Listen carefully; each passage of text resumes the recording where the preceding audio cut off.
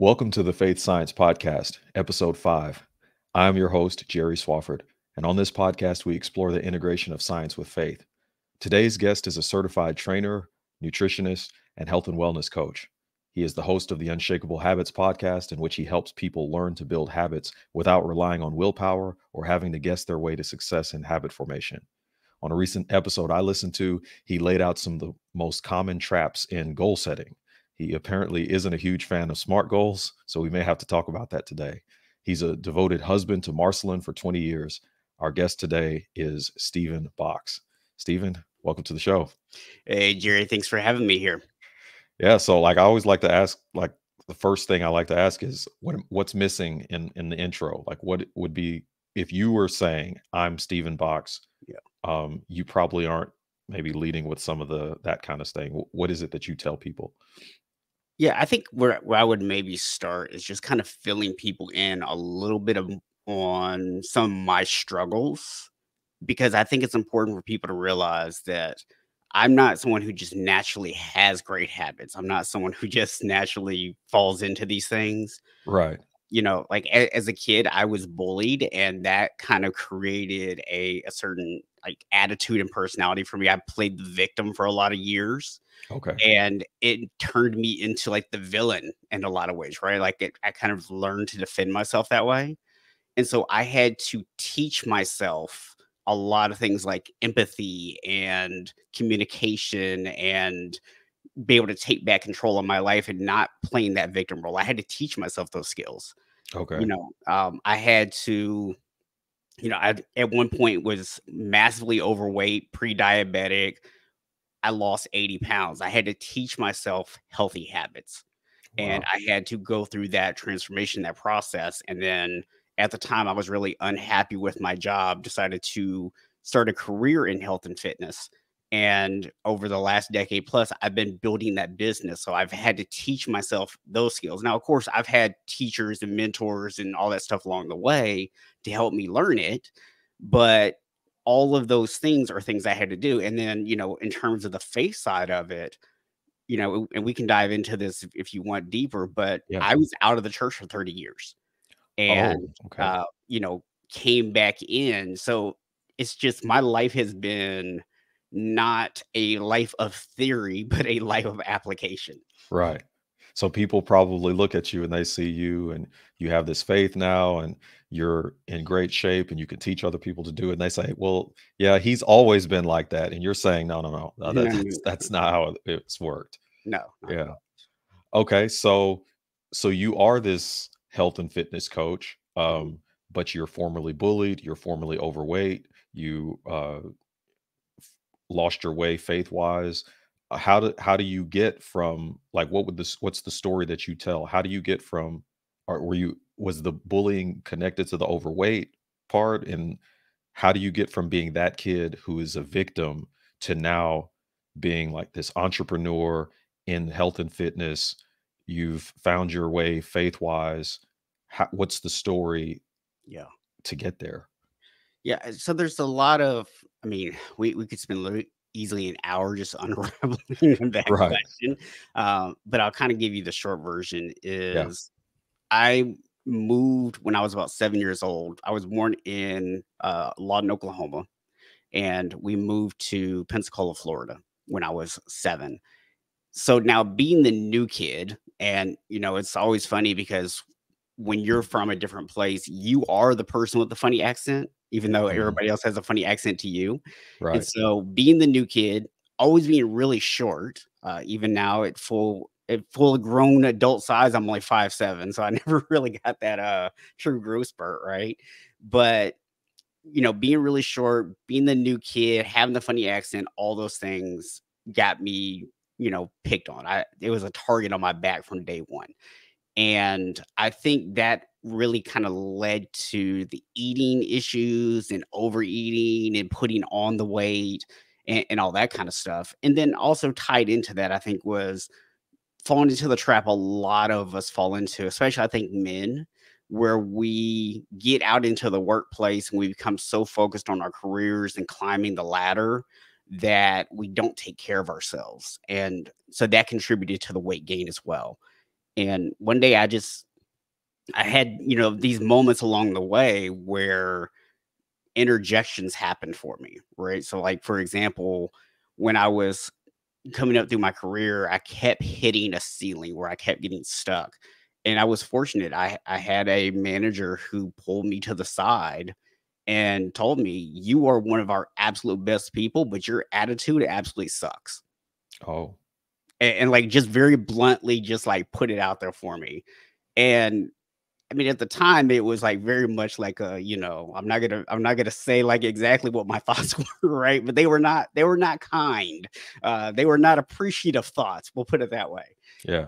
But over time, I kind of realized like maybe this is the problem, and I started reading books and studying and learning how to better operate within a team. And really, when I started doing, I realized some of my flaws, and so I started working on those. And then with the weight thing, like one day I literally saw myself on a security camera at my store and didn't recognize myself. That's how overweight I was. Oh, And that kind of sparked me to get back into better shape, because I'd always played sports and stuff growing up. So it got me, I was like, man, I want to get back to being that guy. mhm.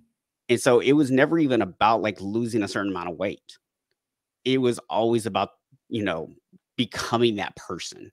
Yeah, And even like as I got back into the church, and there's a really cool story here I can share. yeah. The reason I left church in the first place was I started going to church in a like typical Southern Baptist, hell of fire and brimstone type church. Mhm. And it never vibed with me. It just didn't feel right.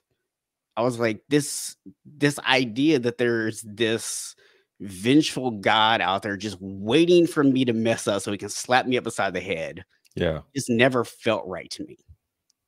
And so I left the church. And I never left God. I just left the church. Mhm. And like 30 some years go by, and literally is the craziest thing. We're getting ready to move from our old house to our new house, was like literally a 25-minute drive, not even Mhm. a far drive. Excuse me. But as we're getting ready to make this move, I'm driving down the road one day and this thought pops in my head that says, you need to go back to church. Just completely random, I don't know where, not something I had been thinking about, not Uh-huh. something I had been considering, nothing, just literally random thought. So I did what we all do when God speaks to us. I ignored it, and it just wouldn't go away. The thought kept persisting. And so then when we moved out here, I was like, okay, God, if you're really talking to me, you're trying to tell me, I'll do it. Right. So I would drive by and I would see a church and feel nothing. And then like this happened like several times over. And then the church I'm at now, when I drove by, it was like literally that voice was like, turn right now, right here, go here. And it's just been so amazing because since I've been back in that church, now it's, a regular part of what I do. I've actually led small groups. We're actually doing a men's ministry right now that I'm going to be helping to facilitate next semester. And I've really started to not just learn about the Bible, but starting to incorporate a lot of those things into my life. Yeah. And and for me, like when we talk about where does that faith and that science merge, Mhm. for me, every aspect of my life, it has been about the application, right? Right. It's always been about how do we take what we're learning, like what we're understanding about ourselves, and actually applying it. So if we were to kind of sum up like all of that in terms of like an actionable step, I always tell people you have to start taking action. Action is what creates action, right? If you can read all the books you want, you can learn all the stuff you want, you can listen to all the podcasts you want, but if you just say that's nice and then you sit there, nothing's going to happen. Mm. You got to get up and start taking the steps, and that is what has allowed me to develop these habits. Hasn't always been perfect.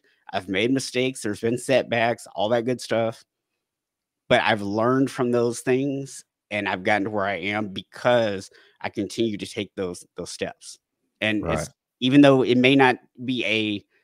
uh, may not be something to do with my faith itself, I look at accomplishing any goal as an act of faith. Right. Yeah. So that's good because without the faith, there will be no action, right? Like, Mhm. and so there's this there's this fundamental part where if you don't believe that it will work or you don't believe that you can change, then the action doesn't come along with it. So that's in scripture, there's this idea of faith and repentance, and this idea of repentance isn't just kind of saying I'm going to change, but there is an action that often comes along with it. So you see that for you. So if we go back to you in and your manager is saying you have a bad attitude, what was Mhm. it? Was it like you were angry at people? Was it that you were just what was it that your manager is trying to counsel you on? Yeah. So what I couldn't see at the time is when I was being bullied. There was a day that came. I was in middle school, first sixth grade, so first year of middle school. We go to the cafeteria, and we used to have we called them clown contests. So it's like where you're telling your mama jokes and stuff like that. Uh-huh. And I remember figuring out that I was really good at this. Oh, And okay. I literally went so hard on this one guy that I made him cry. Oh. And for someone who had been bullied their entire life up to that point, pretty much, it was a power trip, right? Mhm. All of a sudden, it's like that moment of like, I have control. Yeah. And it started off as a defense mechanism. Like, if I can just do this, it gets people to leave me alone. But like any sin, it's something that morphs and that temptation grows and you start to become very dependent upon it. And I call it a sin because in hindsight, I realized that tearing people down is the opposite of what the Bible teaches, right? Right. So that's why I refer to it as a sin. Mhm. But that's what happened for me. And over time, I never really had that moment where I said, I don't need to defend myself against people anymore. So by the time I became an adult and I was working and my manager came to me and said, your attitude is horrible, what he was seeing was that I was still that defensive, attacking person.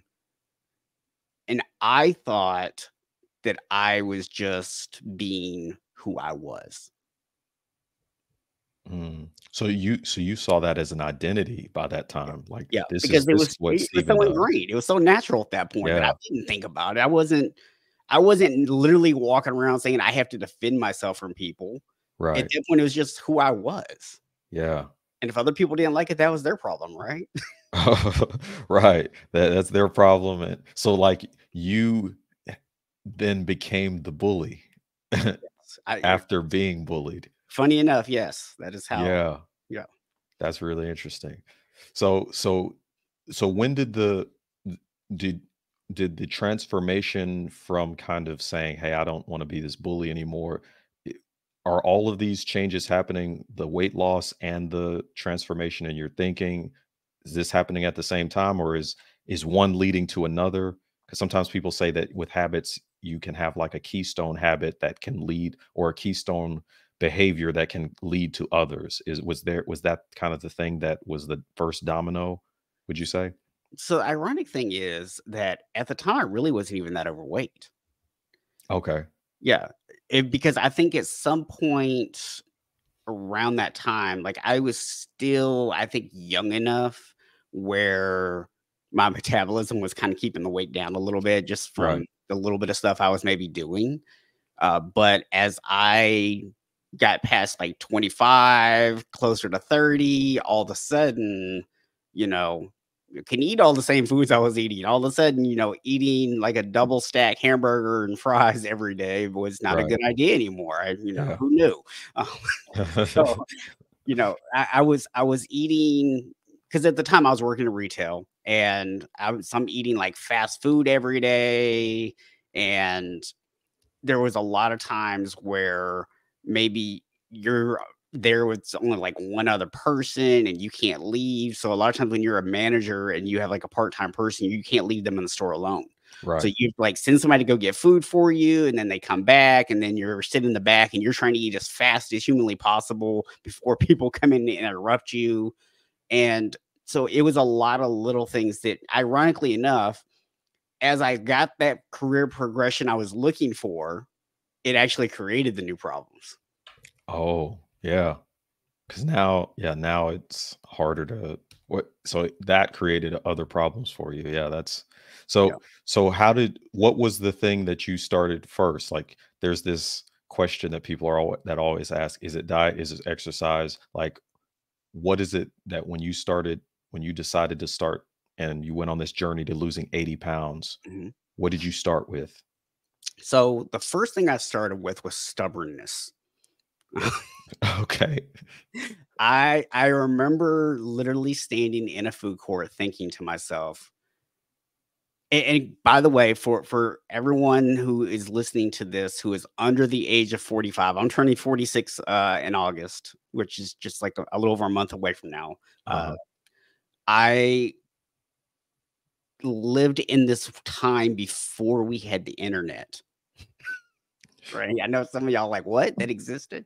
Uh, Right. or the internet at the time, even if you did have it, it was very what's the word I'm looking for? The information was very sparse, right? There wasn't a lot of Right. stuff out there. So usually at that time, even if you did Google things, it was not a lot of information like what we have now. So pretty much everybody at that time was like, if you want to lose weight, you have to eat like boiled chicken and like steamed Right. Yeah. and like, no one wants to do that, including me, right? Now, today, I think the idea of, like, flexible dieting and things like that are much more popular, or Mhm. intuitive eating, things like that have become more popular, but that stuff didn't exist back then. Right. And I actually I wish I'd been able to put more of it out there, because I kind of founded this movement in a way, right? Because that's what I did for myself. I actually lost the first 40 pounds still eating fast food every day. I was just Mhm. making better decisions with my food. So that's what so stubbornness is the thing Yes. that you Stubbornness point is to, important. and so Google the Google information wasn't helping you. So how does one eat fast food and lose 40 pounds? Yeah, so it's the thing is, like, people think that you have to do, and this is, I think society's taught us this, and especially those of us who are entrepreneurs, who kind of have that type A mentality. We want the instant result. We want it right now. Like, we want the fastest thing possible, right? Because that's what we're geared toward. And the reality is that that approach doesn't always work. There is a time and a place for it, but there's a lot of times where taking a different approach works so much better.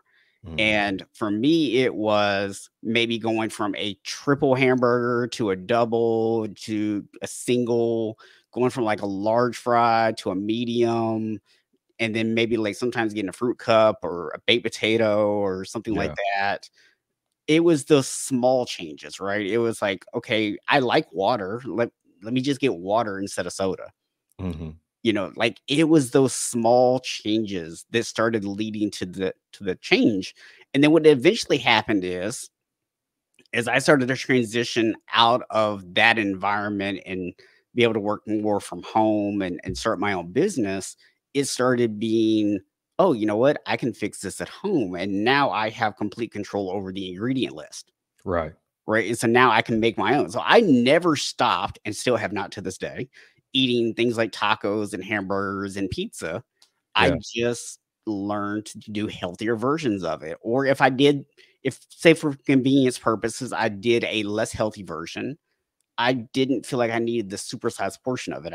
A lot of times I learned that the cravings I had were really more about just getting a taste of something than it Mhm. was having to actually need it. So if I'm like, man, I really wish I had some fries right now.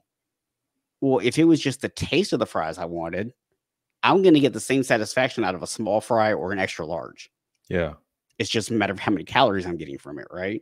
And Right. so at some point I had to kind of catch myself realizing that I was making decisions that didn't necessarily they didn't align with what I was trying to accomplish.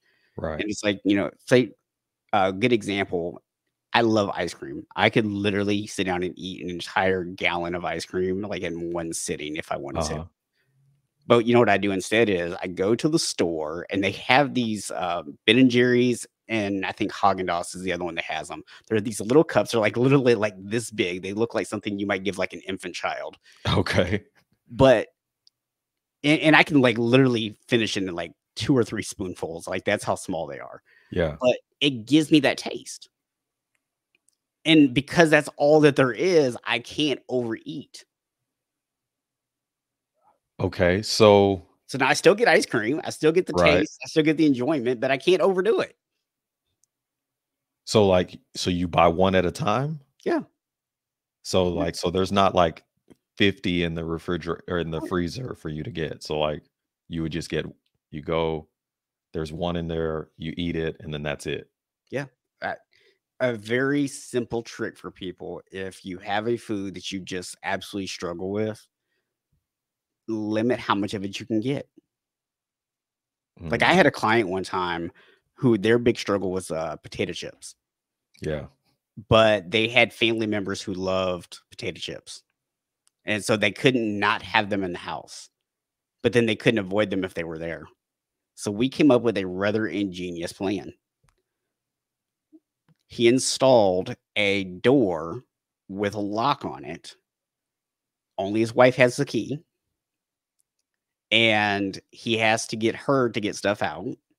But what he started doing was he took his potato chips and he portioned out portions and put them in little Ziploc bags, like little Ziploc sandwich bags. Uh-huh.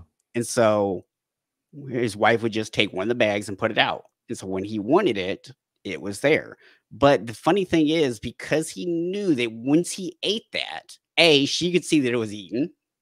And B, he was going to have to ask her to get another bag out if he wanted another one.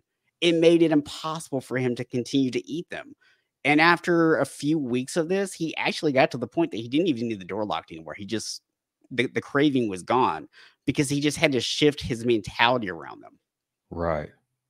So that's really what it comes down to, like what you believe and what you think about these things. And Yeah. it's not and so oh, that's really interesting. So I've been doing carnivore for a while, and you're a nutrition guy, so I when I'm talk I get a lot of questions about this because for me, I needed that restriction because my portion control, I it's hard for me to get full, so I have to have large portions to get full, and I was pre-diabetic last year, and my A1, I went carnivore for like 6 weeks, and I checked my A1C and I was pre-diabetic, and that's what scared me. And so I was like, okay, hold on.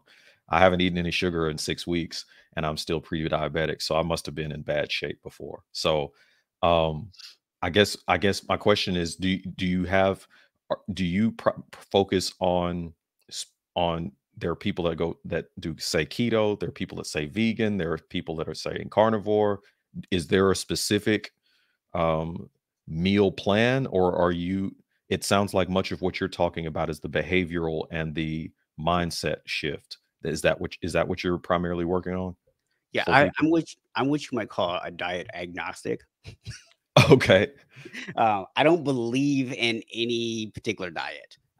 I view diets from the standpoint that they all work for the same reasons, but the things that separate them really don't matter. So a lot of times that's what gets marketed is what's different about them. Right. But if you stop and think about this, why is it there are people who are in keto or carnivore or paleo or anything else that are all vastly different that are getting the same results? Yeah. How is that possible? It's only possible because what matters is what they have in common. Mm, And what they all have in common is some form of calorie reduction, a focus generally on whole, minimally processed foods, right? Lots of fruits and vegetables, more so the vegetables for a lot of stuff, right? And you start looking at some of these commonalities and you see that it doesn't really matter which diet you follow, right? You got to find the diet that works for you. What works for your lifestyle, your eating preferences, things like that. And I laughed when you said I have to have large portions to feel full, Yeah. because there was a time, and I can laugh about this now, Yeah. but there was a time I wholeheartedly believed that the only thing I could possibly eat in the morning that would satisfy me and make me feel full was a chicken cheese and egg bagel from Chick-fil-A with hash browns. It's the only if I ate anything else for breakfast, I was gonna still be hungry. Yeah. And that was nonsense, but Yeah. I believed it so much. Like, I had internalized that belief so strongly that it actually manifested physically. So you So when you if I ate didn't that, eat I it. was full, and if I ate anything else, I was hungry. But as I learned to change my portion sizes and learn to eat different stuff, all of a sudden other breakfasts filled me up. So clearly what changed? My mentality. Right. But and so how did you change that mentality? So was that when you were losing that you were in the process of losing weight, and but you're thinking at the time, I need to have the chicken cheese bagel Mhm. or else I can't get full. What was the shift? How did you, because Yeah. that's a belief. How do you shift that belief? So there's really 2 ways that we can shift a belief, right? We can either just go all in at once, but generally what happens when we go all in at once is we deprive ourselves of things. And when we deprive ourselves of things, our brains instinctively throw a temper tantrum, right? Anyone who's ever tried to just like go make a change knows, Yeah. right? If you try to go do an extreme diet, Yeah. what happens a week or 2 in? You end up on the couch, like, binging on potato chips and stuff, Right. right? It's just what happens because we don't like that kind of change. Now, there are some people out there that have incredible amounts of willpower and can do that, and God bless you, but I'm not one of those people, and I've found that most other people aren't either, right? That is Yeah. a very small percentage of people who can really do that. Right. My mom is one of those people. She actually decided go driving back randomly from my high school graduation or college graduation that she wasn't going to smoke anymore. And she literally stopped off at a rest stop on the interstate, threw away her cigarettes, and hasn't smoked since. And she actually has a pack of cigarettes in her freezer for some reason. Yeah. It's just sitting there. And she has no desire to like take them out. They're just sitting there. She doesn't, I don't even know why, but Yeah. just, she has that kind of willpower. I don't. Right. So what I had to do was start making the small shifts, right? It's when we start doing the little small things and we build that confidence that as we're making changes. So I didn't just go one day and go, this is silly. I don't really need Chick-fil-A breakfast here to feel full. What happened was I started kind of a different direction. I started making those small changes. And then I started realizing, okay, I don't really need certain things. And then one day it's like, okay, well, you know what? Let me just try something different for breakfast. And maybe I was a little bit hungry, right? Maybe it didn't completely satisfy me the way that the Chick-fil-A normally did. Yeah. But here's another uncomfortable truth that people need to understand. When you are trying to make changes, there is going to be a period of discomfort. You're going to have to learn to deal with it. It is something that gets better, but anytime we're making change, there's gonna be discomfort. Mhm. And I think that's the other thing is some people, they wanna go all in on it because they want that discomfort period to be as short as humanly possible, and they wanna get Yeah. it over with. Yeah. And, kinda going back to the idea of faith here, the Bible is full of stories where God does things in his own time and makes you be very patient. And I think there's a reason that God does that. And it's because ultimately what's best for us are the things that take prolonged discomfort. It's not the instant satisfaction that changes us. Yeah. So yeah, that's good because yeah, it is one of those things where people don't like discomfort. So then how can I get through that as quickly as possible? But then you end up back binging chips again because you didn't really there Mm. was not a real repentance or a real change of your mindset. It was just you were just trying to get out of it. So yeah, that so I'm curious, like when you think about the things that you're doing now, whether it's entrepreneurship, whether it's what you're doing with nutrition and health and wellness, how do you integrate uh, those things with your faith? Because I know that you had this coming back to faith moment later, but I mean, there's no way if you're a believer, you can't really compartmentalize okay, I'm gonna do these things, but the faith doesn't touch it because that's Yeah. the opposite of what we're to do. So how does your faith figure into these things? Yeah. So let me kind of go a little bit sideways here for a second Sure. and kind of bring that back in. So there's been a shift in my business over the last decade plus. I started off with just coaching people on exercise. And I was like, okay, people are getting results, but I can get better results for people if I also incorporate nutrition. And so I started doing that. And then kind of started looking at it from the standpoint of, okay, what if we added things like sleep and, you know, the other components there, right? And maybe even some stress management type stuff. And so I started looking into that things. I started learning behavior change. And what I found was clients were getting fantastic results when life was good. Then a Oh, work deadline would come up. Then a family thing would come up. Vacations would happen. And the fall off was hard. Right. okay. And so what I started looking at was like, how do I help people not just achieve these goals in a vacuum, but how do you actually do this all the time? Like, how do you just make this your life? How have I made this my life? Right? Yeah. I'm just in there questioning like how I even got there. And what I started to realize was that where I was different from what I was even coaching at the time was I didn't view them as separate things. There was this integration, right? I understood my work life affects my family life. It affects my health. My health affects my family life and it affects my work. My family life affects those things as well, right? So it's like there's this intertwined connection between them. And there's this concept of deep health where you actually look at the physical health, the mental health, the emotional health, the relational health, environmental health, and spiritual health, Yeah. right? And it's this combination of all 6 areas because they intertwine and they interact with one another.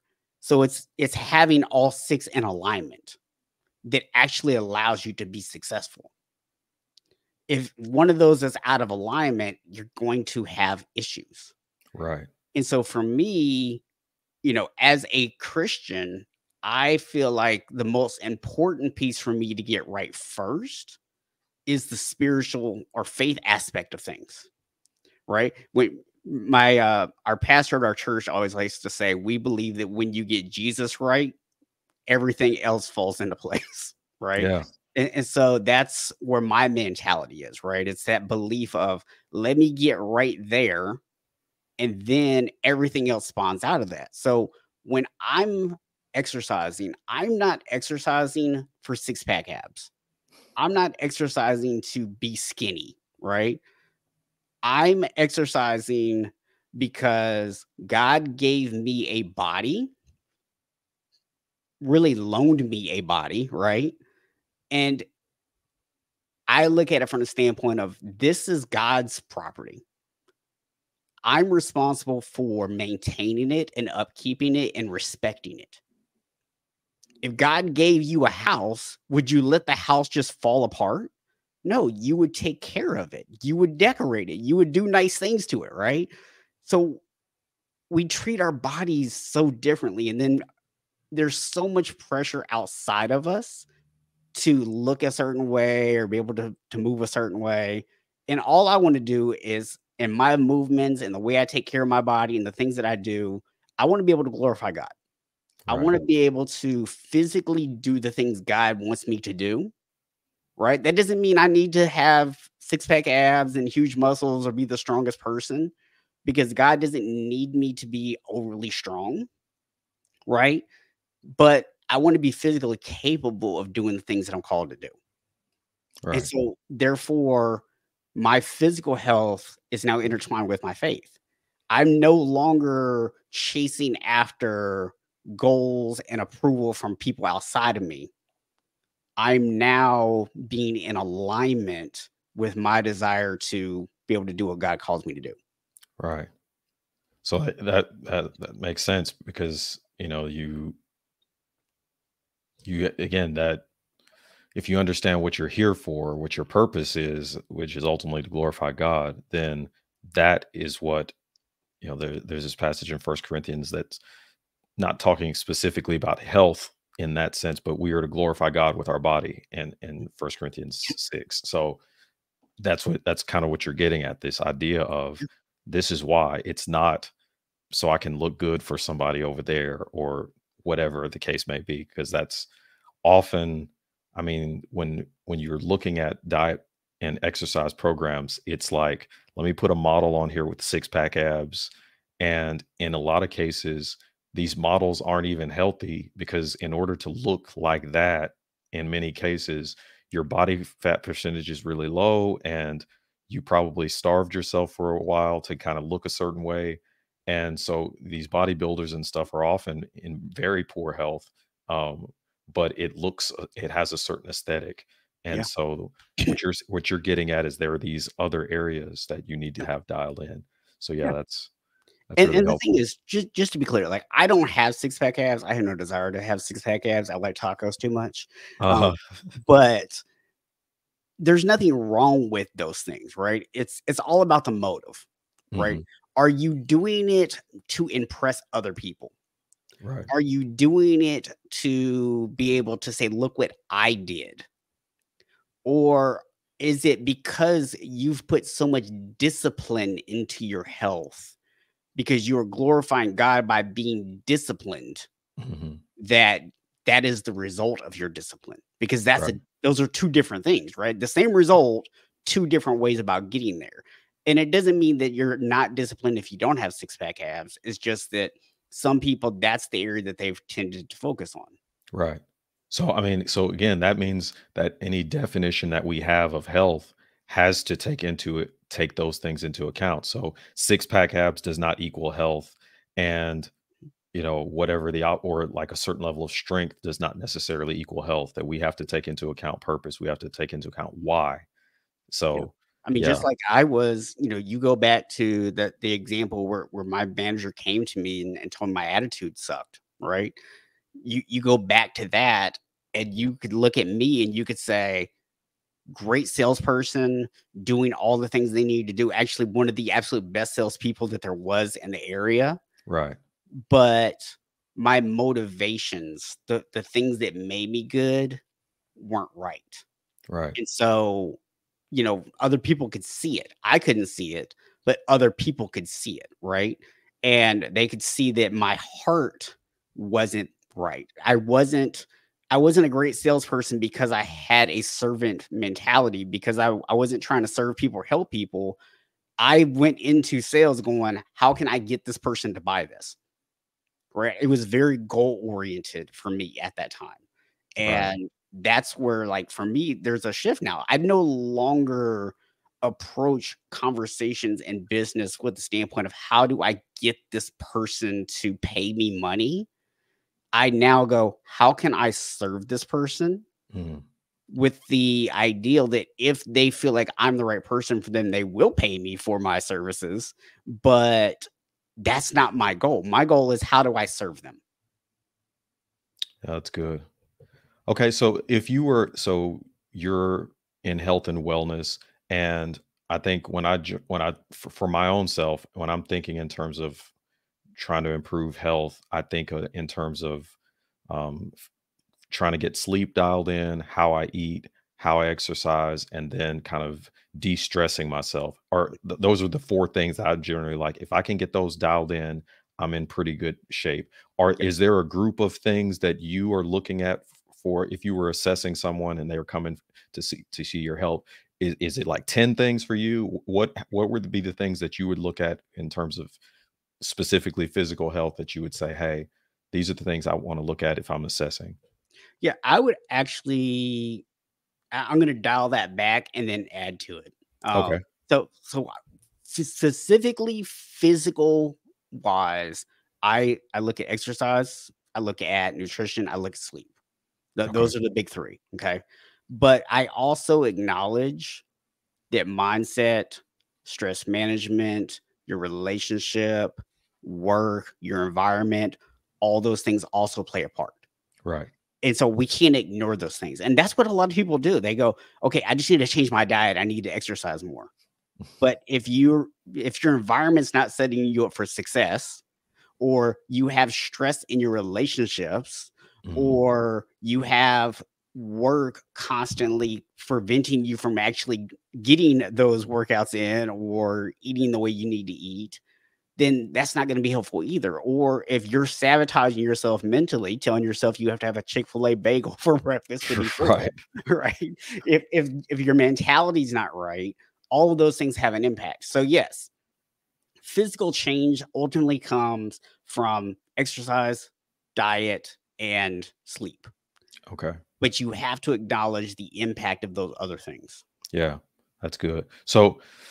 So for me, I think I usually do pretty well, or I've gotten to a place now where exercise, eating right, I can do pretty well.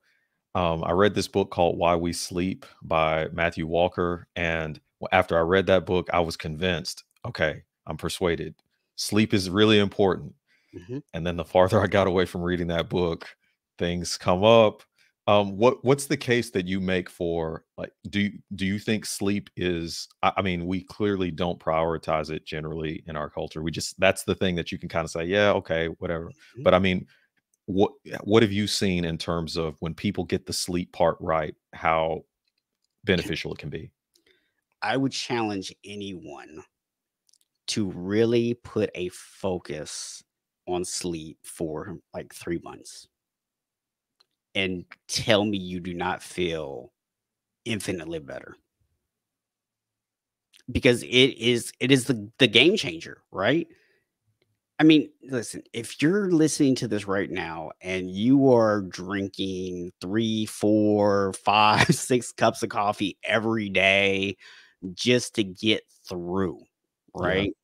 If you are irritable, you're like snapping at your kids or your spouse for no reason whatsoever, right? If you find yourself just getting irritated by every little thing, you're having trouble focusing, all of those things are happening to you. You don't have energy for exercise. right.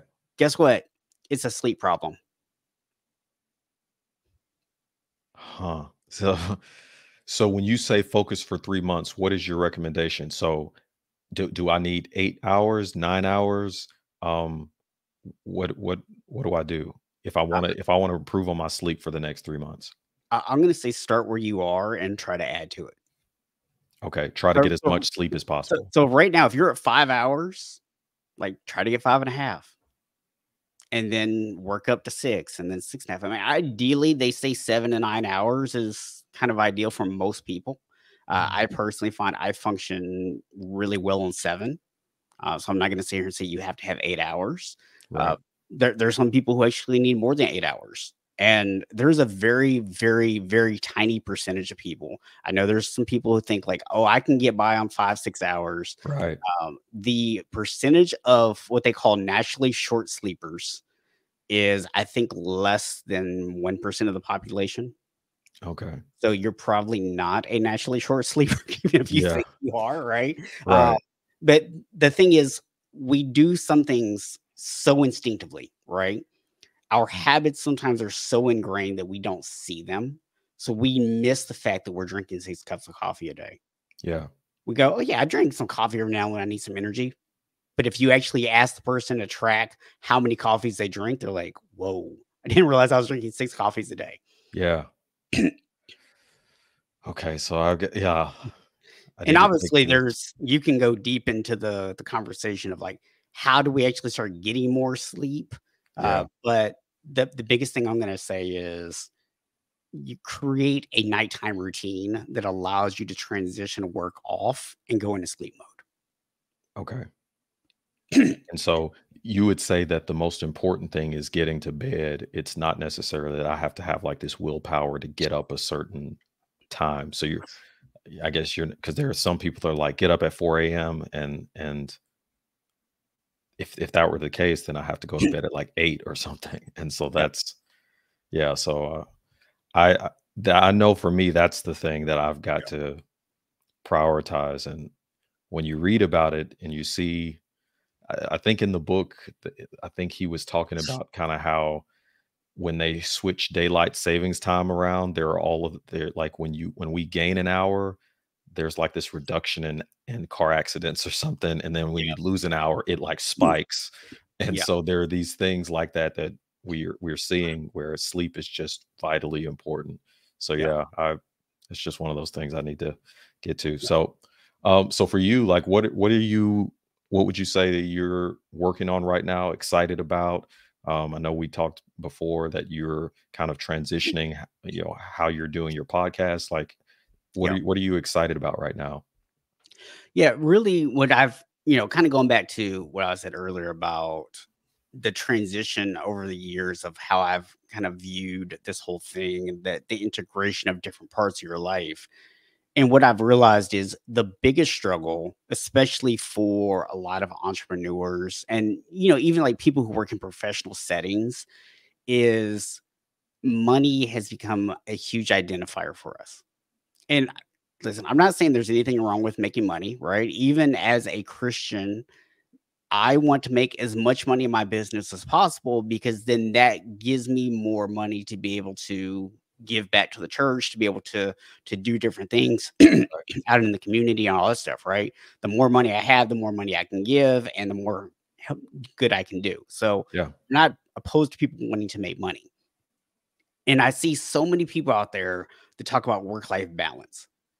And work-life balance is nonsense, right? Becau Okay. because here's the thing, what we're really suggesting about work-life balance is that I have 24 hours in a day. If I spend 8 of them sleeping, I'm gonna spend 8 at work, and then what? I'm gonna spend 8 hours with, like, family and other stuff, Yeah. but that's assuming that I can literally split my day into 3 parts. And that's just not feasible, right? And Mhm. so work life flexibility is what I teach. And it's this concept that I get to spend my time the way I choose to spend my time. There might be times where I put an emphasis on work and I communicate with, my wife or my friends or whatever, like, hey, I'm going to be a little less available for the next couple of weeks because I'm focused really on this project. I need to, put all my energy into this. And then there's gonna be times where I'm like, "Hey, look, I'm taking the foot off the gas pedal at work a little bit right now because I'm focusing on other things." Right? I'm focusing on personal development or whatever, right? But then I also have my non-negotiables every single day. I'm making time for my Bible reading or my devotional. I'm making time for prayer. I'm making time for exercise.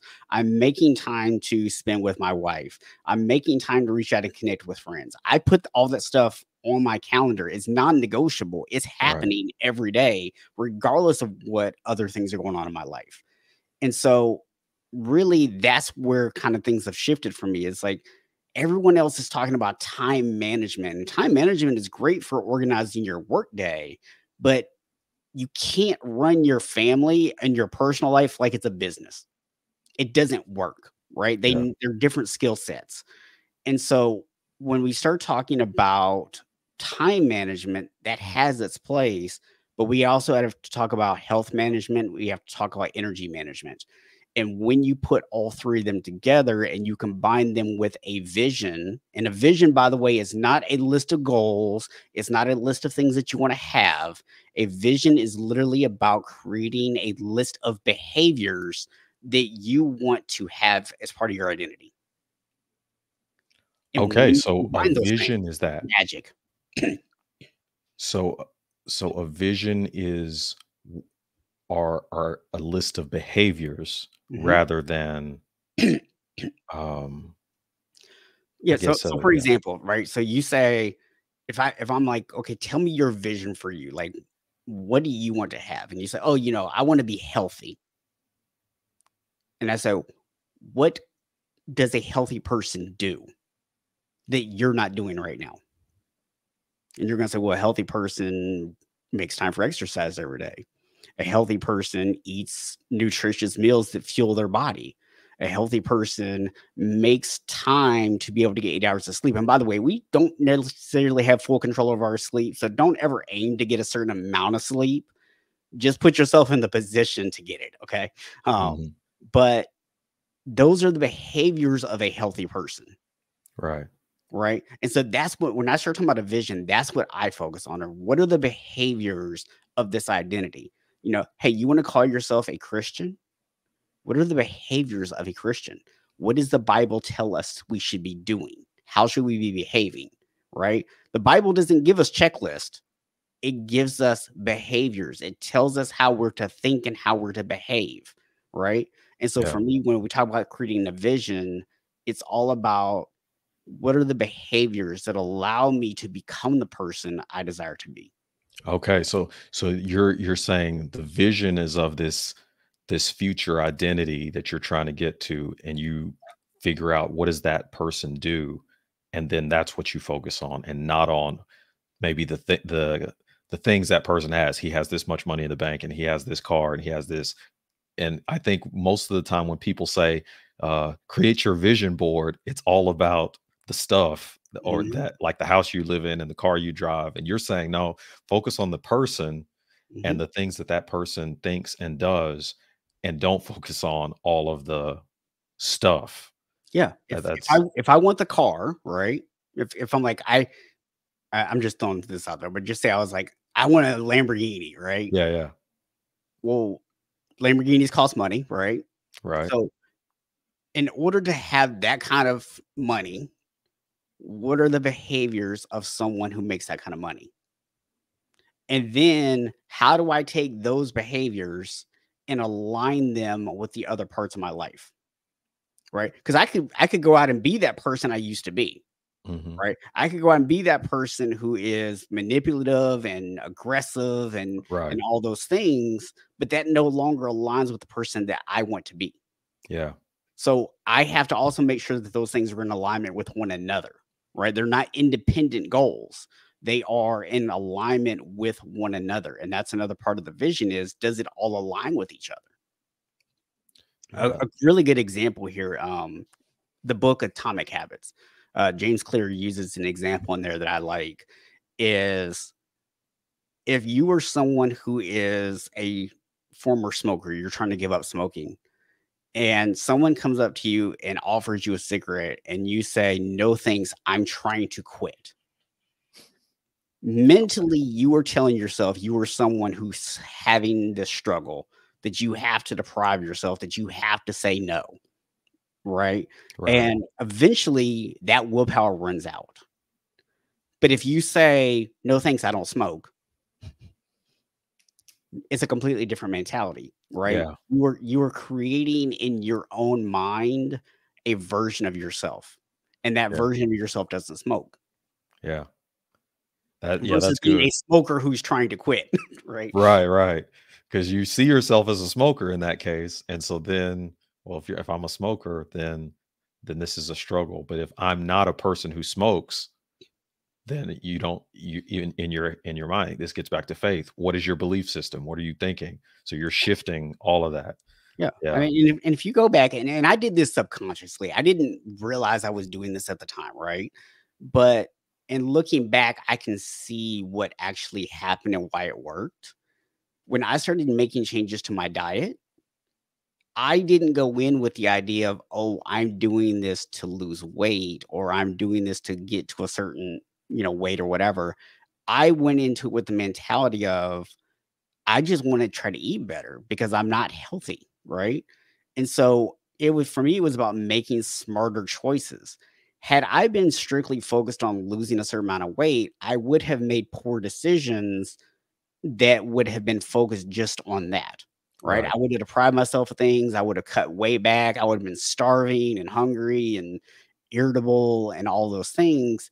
But because I gradually cut back, the hunger that I dealt with was tolerable. It was there. I'm not gonna say that it wasn't there. There was definitely times I had to tell myself, like, no, we don't need to eat again. Right. But the discomfort was so much less because I didn't go all in on it. Right. Exercise, right?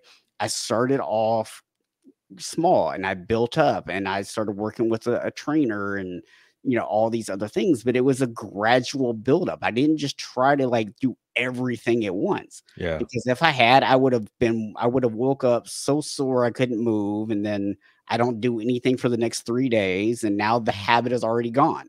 Right. Right? But if I go in, I just do a little bit. I do 5, 10 minutes here or there, right? And I build up, and then eventually I get to the point where it's a daily routine for me. And then all of a sudden I'm doing 30, 45 minutes every day. And now it's just part of who I am. And Right. it was building that identity up slowly over time that ultimately is what made the difference for me. Yeah. Basically you knew in your head what a healthy person looks like and does, and you just started doing the things that that healthy person did, and then you became a healthy person. And Yeah. so Yeah. Yeah. that's like the secret, or if there is, it's really not a secret, but like that's all you're saying. You're like, hey, figure out what that healthy person does you're envisioning and do that little by little, and then you end Yeah. up having the body, having the things that that healthy person has. You have the health. Yeah, and So and the thing is, if you're focused on a goal, right? If you're like, "I have to look the certain way," it's so easy to get pulled off track right. and go, "Okay, well, you know what? This isn't happening quite as quickly as I want, and my friend just posted he's doing carnivore, he's doing keto, and he lost 50 pounds in a week," and, like, Yeah. or whatever, right? And by the way, no one actually loses 50 pounds in a week. But if, you see these things and it's like, "Oh, I have to try that," right? Shiny object syndrome Yeah, kicks yeah.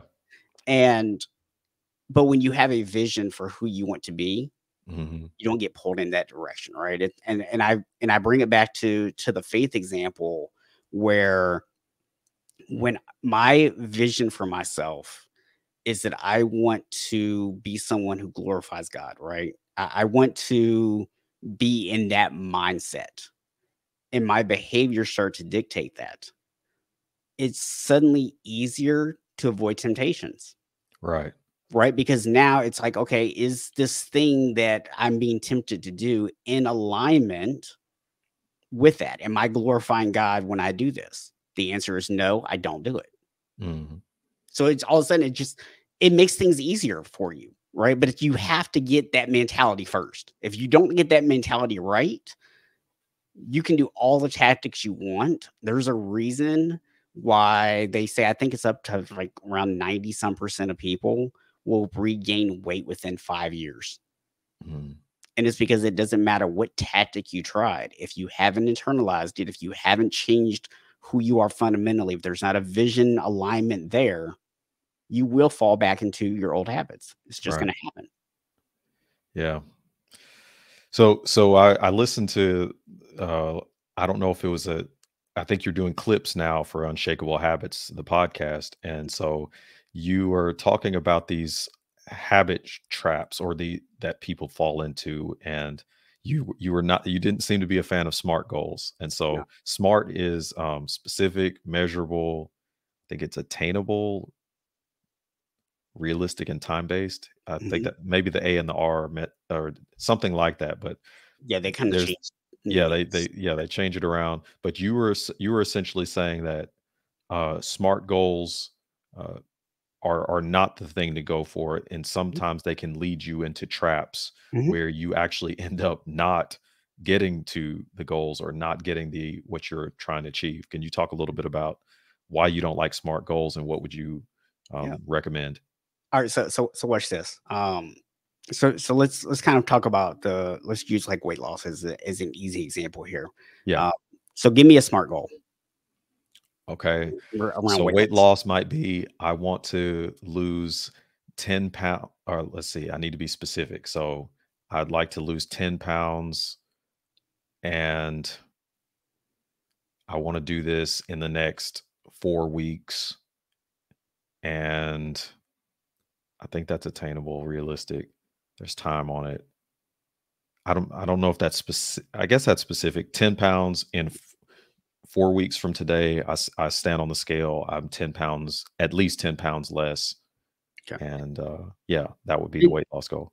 And we could add to that to make it even more specific, right? We could say by changing my diet and exercising every day, right? Okay. By doing those things. Yeah. Right.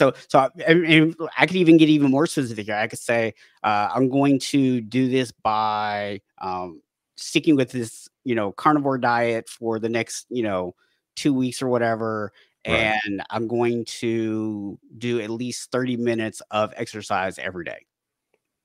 Right. And I could even go more narrow and I could say, I'm going to do the exercise at 10 a.m. on, every day. Right. Hmm.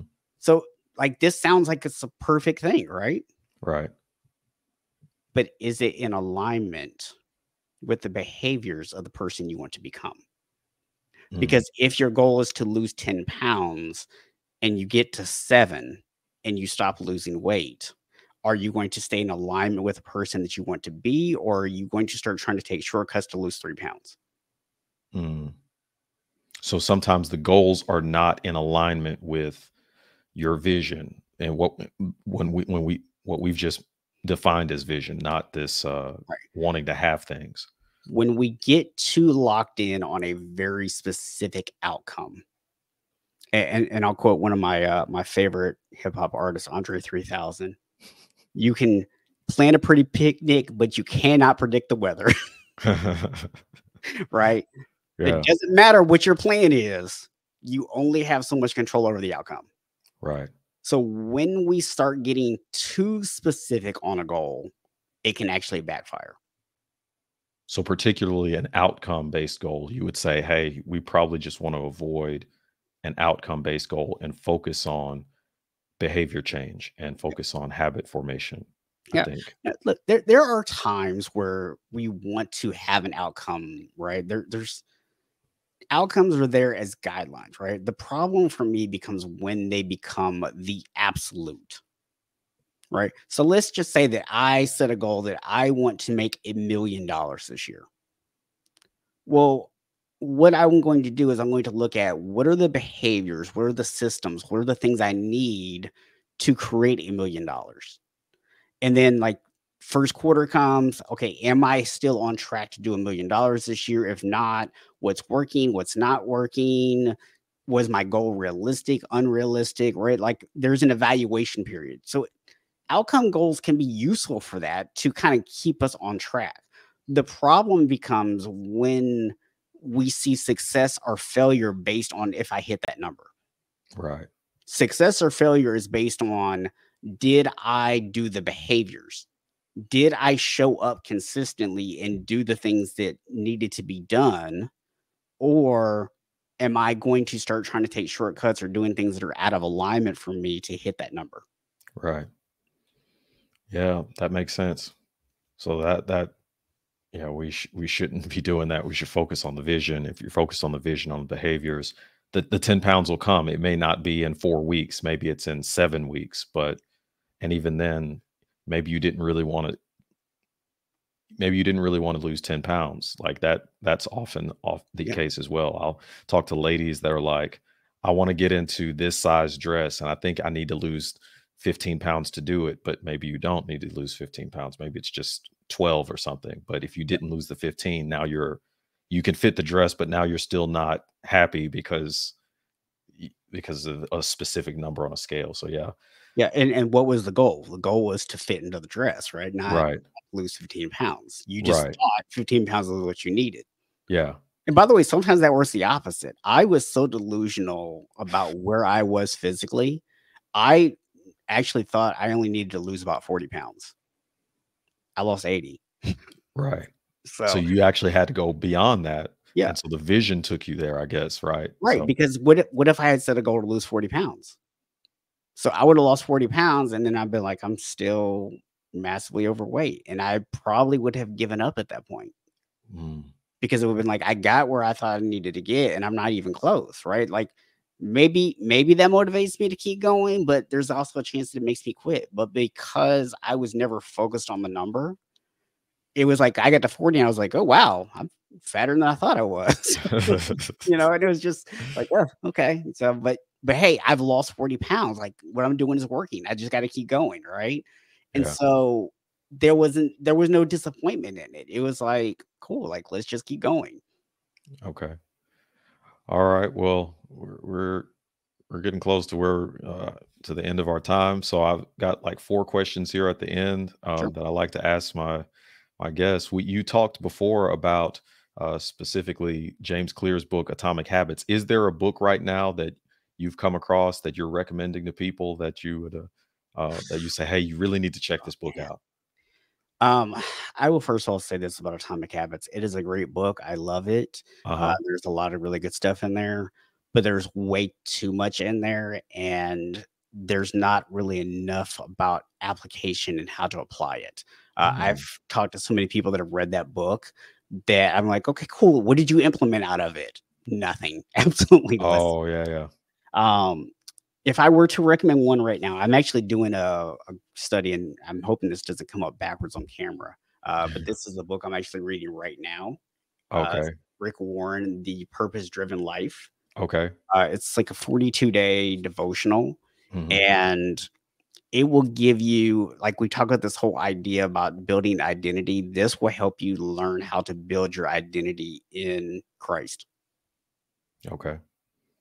All right. Because I mean, it's been a while since I read Purpose Driven Life. I do remember reading that and again, not having a focus on outcomes, but on okay, why are you doing what you're doing, and is it based in Christ or not? So yeah, And listen, I don't care what book it is. If you just read a book to get information, it will not do you any good. right. You've got to apply things. I Yeah, don't care if you can read the book in 2 days. I'd rather you take 2 years to finish a book because you're busy applying things you're learning. yeah, And also keep in mind that books generally are written by people with the intention of getting you into a coaching program or some other program. So they're not giving you all the answers in the book. Okay. Just keep that yeah, in yeah. That's sadly the case. mind. Okay, is there an interesting quote or scripture that you've been thinking about lately? That Not a particular one, but I always kind of go back to basically every example in the Bible of the apostles losing their minds and forgetting who they're with. uh Because I'm like, they've literally seen Jesus perform miracles, heal people, feed the 5,000, do all these things, and they'll still go, well, what are we gonna eat? You know? And so, like, I look at it from the standpoint of a lot of times I like to maybe think that I don't do that, but then I'm like, I do that, right? I totally have seen the things that he has done in my life that are really miracles, and then I forget about them, and then I find myself like panicking, like, oh, what am I gonna do? How am I gonna get out of this situation? Right. And right. so I love the fact that even the people who were walking with Jesus, seeing him perform these things in real time, still struggled with their faith sometimes, Yeah, still struggled to remember who he was and turn to him first. And yeah. so when I find myself making that mistake, I give myself grace because I'm like, hey, even the people walking with him struggled with this, right? Right. Yeah, like, and he'd be exasperated and say, "Oh, you of little faith," right? "Why did you doubt? I'm here." Yeah, Right? I'm "Why are right you" here, like literally, you know. Yeah. Okay, you mentioned I think you've already given us one unconventional belief. You were kind of talking about I mean, when you talk about, "Hey, I'm gonna eat fast food and I'm gonna still lose weight," that might be viewed that way. But what is something that you would say that you believe that many or most people don't believe? Something I believe that many or most don't. I would say really it's this idea that we need to be outcome driven, Mm, right? Because so much, especially for those, entrepreneurs or business people out there, that's a really big aspect of your life, right? yeah. Everything comes down to a goal and you have to have, tracking and all these different things. And I think that for me, I view it from the standpoint of just because you're not necessarily chasing after an outcome, you can still have an outcome to guide you. And you should absolutely track things along the way and take inventory of where you are. I don't see those as contradictory. And I think a lot of people do. I think a lot of people think when you talk about behavior goals, they're like, okay, yeah, but that's not going to get me the outcome. And the reality Mhm. is, it's going to get you the outcome more times than the other way. Because it Yeah. doesn't mean that you're not tracking. It doesn't mean that you don't have something you're aiming for. It just means that you're focused more on how you're showing up than you are on the actual outcome. Yeah. That's good because I think you can focus on so the outcome is, I think of it in terms of, I think of like everything in terms of engineering. So we have inputs to a system and then there are outputs that come out of the system, and outcomes are the outputs. And so you use that as feedback to change your inputs. And what you're saying is often people will just look at the outcome as the input. So I need to think about the car, the money, those things, and then that will help me get that outcome. But that isn't. It's the behaviors. Like the inputs to the system here are the things that you would be doing, the behaviors, the mindset changes. And so you're saying focus on that. Don't focus on the outcomes all the time. And Yeah. so yeah, I think Even if I use your engineering example here, right? yeah. There's a belief, right? If I put the right inputs in, I get the right outputs. Mhm. That's how engineering works, right? Like you get Right. the inputs right, the outputs are there. Right. But what happens even if you're putting in the exact right inputs and then you're not getting the output? And the problem is somewhere in the system, something is broken. So the inputs were fine, but something in Mhm. the system is broken. Right. And that's what it's like when we get focused on the output, is that we don't stop to recognize that we took a wrong turn in the system, Mhm. that we broke the system itself. The inputs might have been fine, but then we broke the system, right? And so now all of a sudden, those inputs are actually not what we put in, right? They're different now because the system has changed. Yeah. And That's that's where good. we get into that idea of environmental health. Right.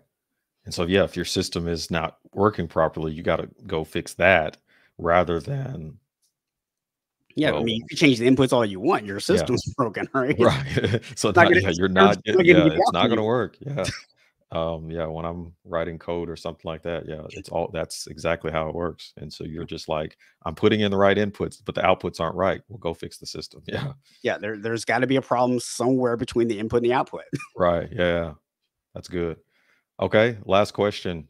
If if you had a piece of wisdom that you would want to leave behind for your family, like one thing that you would say, this is something I'd like you to remember, uh, what would that one piece of wisdom be that you'd want to leave behind for your family? Live life in alignment. It's so easy to get caught up in the goals and the shiny objects and trying to impress people and doing all those things, right? But when you have a very clear vision of the person that you want to be, and you make all your decisions, all of your actions, all your priorities align with that vision, life's not always going to be perfect, but you're going to be so much happier. Yeah. Yeah. That's good. That would be a great one to leave.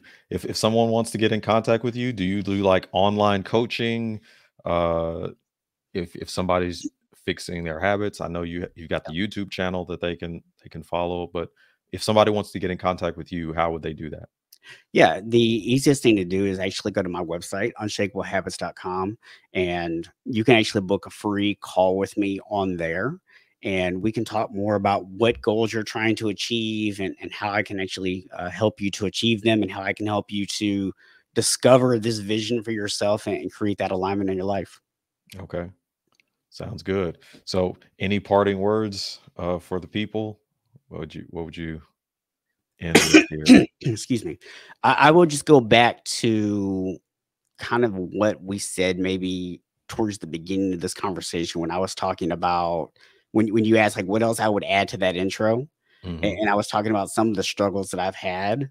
So I will end there also, and remind people that no matter where you are right now, no matter what mistakes you've made, no matter how bad things might feel, you have the power to make changes.